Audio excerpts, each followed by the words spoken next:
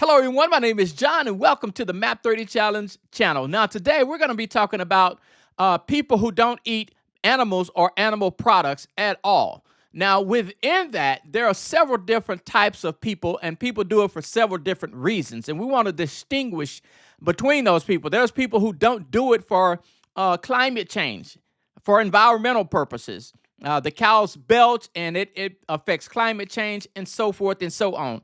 Now, it may sound foreign to most of us, but there's actually some truth to that. And I can see that. I understand that. And then you have people that don't do it because it's consuming animals. It's animal protection. So they don't eat meat for that reason. They don't consume animal meat. I understand that. I can get that. But what I want to focus on is the people who are making the assertion that eating a non-animal diet is the best for us nutritionally. This is where I disagree at, and this is what I focus on. And specifically within that argument is the idea of B12. I want to focus on the B12. And there's a reason I want to focus on that, because here's the facts. Human beings cannot survive without B12. We have to have it. It's non-negotiable. We have to have it. And so the assertion from the plant-based community is that cows don't make B12. They get it from the cobalt in the soil. Their rumen in their gut makes the B12. It distributes it throughout their body, in their tissue. We consume the animal meat, and we get the B12 that way. Why not just skip that entire process and just take a supplement? This is the main argument. And to be fair to the plant-based community, this is true. Cows do not make B12. It comes from the cobalt in the soil, and their rumen in their gut make it. We make B12, humans make B12 in their body, but it's in their colon. So it's too far in their digestive tract to be absorbed into our body to get it that way. It usually comes out in the waste. It doesn't go up our intestinal tract. So we have to have it from an outside source. So when we consume animal products, whether it's goat, sheep, milk, dairy, eggs, or beef, we get the B12 that way. But to make the assertion that the cow is simply a middleman, or the animal products is simply a middleman, we can just get it from a supplement, making the two an equivalent is simply not true. And there's several reasons why these two aren't equivalent, and we'll go through them just to bring a little bit of clarity. So I want to first start by saying cows do not synthesize B12. It's the bacteria in their rumen that do that. That is true. The modern soil is depleted of cobalt, which is a result from industrial farming. That is true. And many cattle operations provide mineral supplements to the cattle. This is true as well. But there's something within that needs to be clarified, because it is on this foundation that the argument of the equivalence is made. And so we want to look at that in more detail. So the cow's rumen is doing something that the human body cannot do. It doesn't have the equipment in our body to synthesize cobalt into bioavailable B12. So we have to get it from another source, because we lack the bacterial species that produces the B12. So the cow is not just a middleman, it is a necessary intermediary. We can't just skip the solar panel and plug right into the sun. The solar panel is necessary for us to get the energy we need from the sun. Now, when you consume a piece of beef, you're getting active forms of nutrients that you cannot get from a vitamin or a supplement. You're getting your heme iron, your zinc, your selenium, your omega-3s. You're getting your taurine. And your body recognizes these as foods, not a foreign substance. On the other hand, supplements are usually a synthetic form, and they require the liver for conversion. In addition to that, you're getting the isolated form, and you're not getting any of the cofactors to aid in absorption like you do from a piece of beef. You don't get that from a supplement, which is why studies repeatedly over and over again show that the absorption rate from a B12 supplement is 50% less than that of a piece of beef. 50% less. So the comparison would be the equivalent of someone going through the alley and salvaging a plate of food from the dumpsters to someone who walks into a 5-star restaurant. They're both getting food.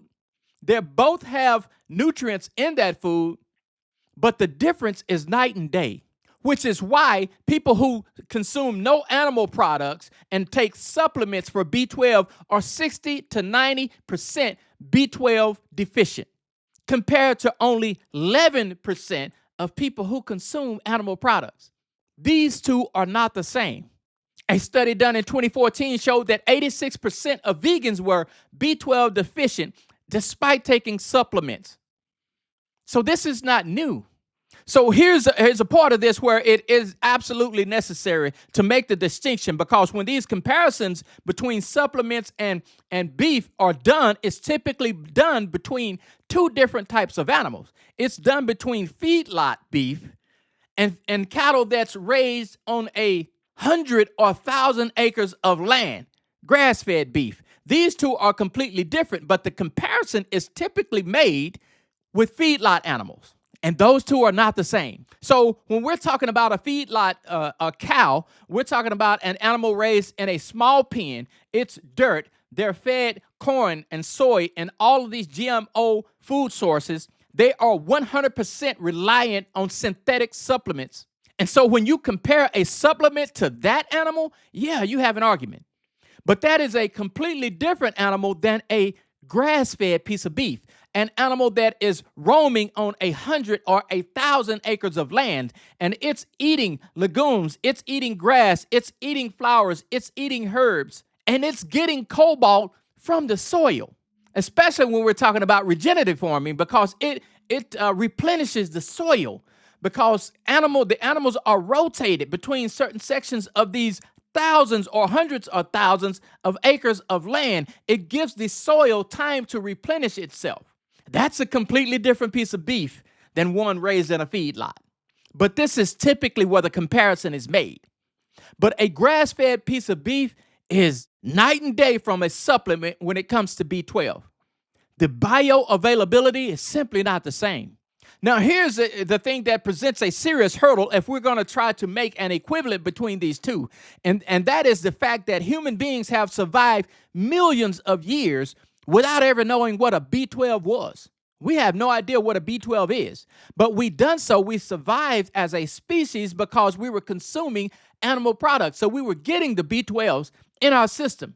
B12 supplements is something that was just developed within 100 years. I think it was 1948 when it was developed. And so the question is, how did we survive all these millions of years without supplements? It was animal products. It was the thing that worked in concert with our body. It's from nature. B12 supplements are from a factory. They're made by humans.